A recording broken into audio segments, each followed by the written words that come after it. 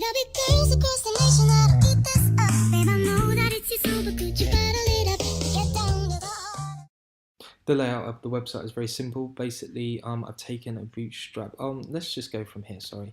So if I say this basically layout HTML is basically the layout for the whole page. So it basically means I don't have to keep enabling Bootstrap or jQuery. What it does is it takes in two things. It takes in the navbar and the flash messages. If I look in my includes folder and I find the navbar, here it is here. This was taken from the Bootstrap library. This is not my code. This is just taken from Bootstrap, and it's just basically a basic design of what a navbar looks like. And then it goes into layout. So now, if I go into home, and if I scroll up here, it says extends layout, meaning it's going to grab all this Bootstrap layout, and it's also going to grab this navbar, and now this can display it on my home page. So instead of me typing up here, oh, I want to put a navbar here, or I want to import Bootstrap, I can just do this all from here. I'm going to give you a really quick demonstration on how the register function is working. Basically, we import this class, this register form, and we use WT forms and validators. So we use string fields as well, and this was basically creating the register form. Basically, so we're saying the name, and the name must be between 1 to 50 characters, and yeah, we have another field as well called the password field, and obviously this is what's going to hold your password. Yeah, basically we're creating an app root, and we're passing in get and post requests. And if it's basically a get request, basically just render the template. If it's not and it's a post request, this is registering to grab this data and store it in this variable name. So we're grabbing their name, we're grabbing their username, we're grabbing their email, we're grabbing their password. This is basically just scripting the password, so we're making it more secure. We use a cursor to execute functions, and we just connected it to our MySQL database, and we're going to execute this function. So we're going to insert into users, which is a table, and we're going to insert the name, the email, and the password and everything with the values, and passing 4 string values, which are these 4, which are these. So basically we're passing all these values into our database, and it's going to create a new user, and we're going to commit the change. And session is basically going to store their name, and actually if I say here, it's going to return it's going to return index, which is up here somewhere. Sorry, yeah, index, which has got home HTML. And if we go up here, it's going to say, hey, session username, which is basically going to say if you signed in with the username Bradley, I'm just going to use that for example, it's going to say, hey Bradley, welcome to PENGY, this is an application, you can see whether your loved one has taken a tablet. And yeah, that's basically how the register function works. But it's quite self-explanatory really once you look at the code, and I've commented it and I've explained it more in my report. Also, login function. So basically it's saying it's going to take in a post request, so it's going to request the data from the username and the password, and we're going to use a cursor to execute events again. So we're going to connect it, and then we're going to execute it. This means select all from users where the username is. So basically what it's doing is it's going to look for every one of my users. If you typed in this username, it's going to look for everyone with that username. So the first line, and then it gets the data, like gets the password. So we're using the verify here. So if you see here, passwords is up here, and we're going to compare passwords, so whatever they put in, and we're going to compare it to the password, which is the data of that username. If they're connected, this is basically just logging the results for me, but sessions logged in is true. This means we can display their username now and they're logged in. And yeah, we send a little flash message to say you logged into PENGY. If it's not and it's the wrong password, we want to render the login template.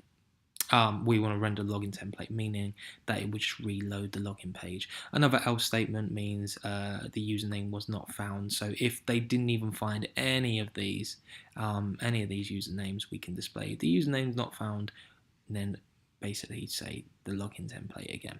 The error and error are basically error messages that I'm passing into this website. So I have a user named Brad, and his password is 1234. But if I type in, wrong mouse, if I type in Brad with 2 Ds, and I type in 1234, and I log in, it will say no user.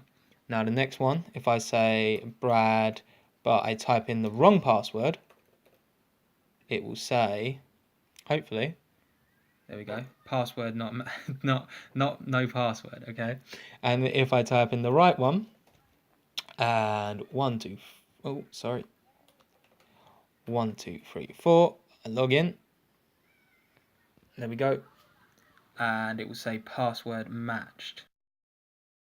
How the user can send a message from my web browser to PENGY. So basically, we create a form that says it's a post request.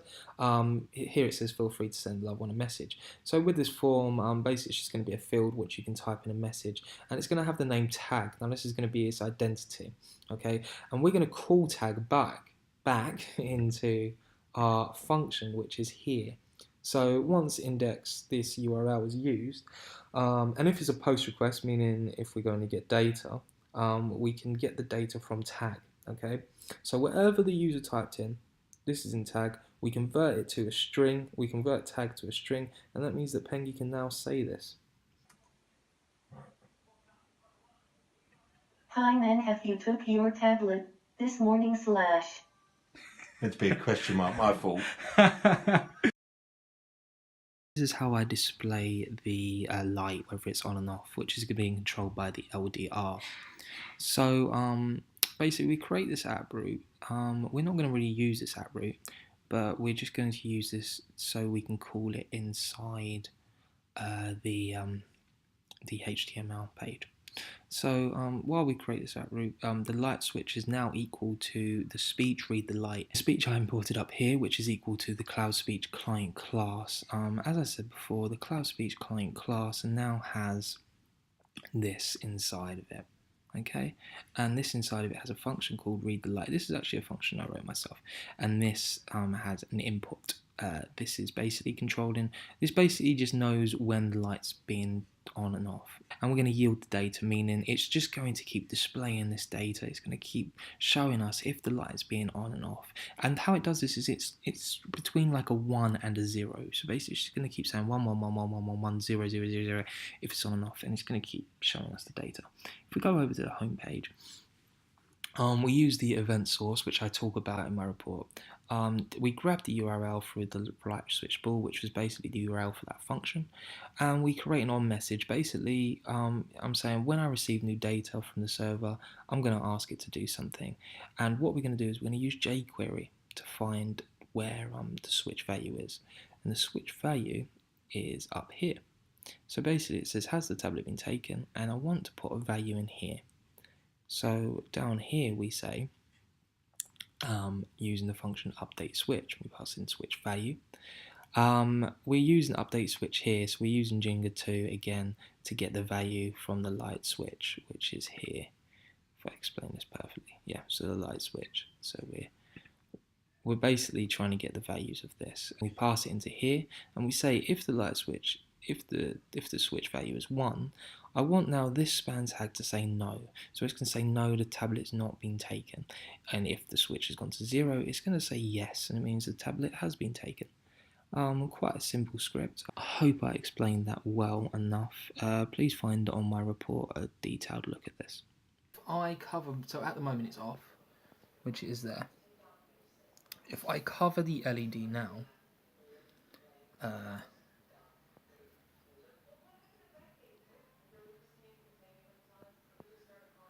and we wait for the process to finish, it will turn the light on, and it will change to the light is on without me refreshing the page.